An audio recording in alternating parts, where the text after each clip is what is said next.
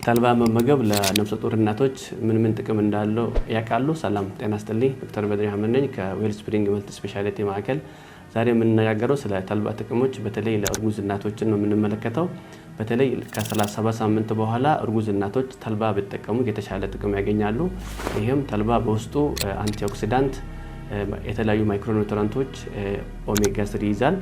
ስለዚህ ይሄንን ከተጠቀሙ ከ37 እስከ 41 ሳምንት ከተጠቀሙ ነፍሰ ጡር እናቶች እርግዝና ቀኑ እንዳያልፍበት ይጠቅማል። ሁለተኛ ደግሞ እንደ ምግብነትም ተልባ ያገለግላል። ሌላኛው ደግሞ በተለይ በመጨረሻ የእርግዝና ወራት ሆድ መነፋት፣ የምግብ አለመፈጨትንም ያስተካክልላቸዋል። ሌላኛው ደግሞ ሚጥ ሲጀምር በተለይ በሚጥ ጊዜ ያለውን የማህፀን ጫፍ መለስለስና አንዲት እናት ለሚጥ መርፌ የመጋለጥ እድሏንም ይቀንሳል።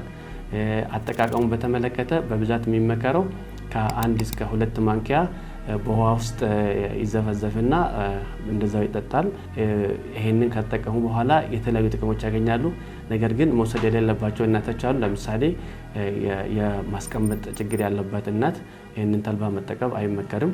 ሌላኛው ደግሞ ከወለዱ በኋላ በተለይ ስቲችም ካላት ወይ ኦፕሬሽንም ካላት አንዲት እናት ይሄኛው ቁስል ቶሎ እንዲድን የማድረግ ቻንስ አለው።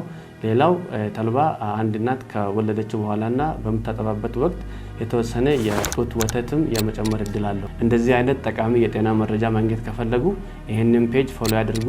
እንዲሁም በዚህ ስልክ ይደውሉልኝ።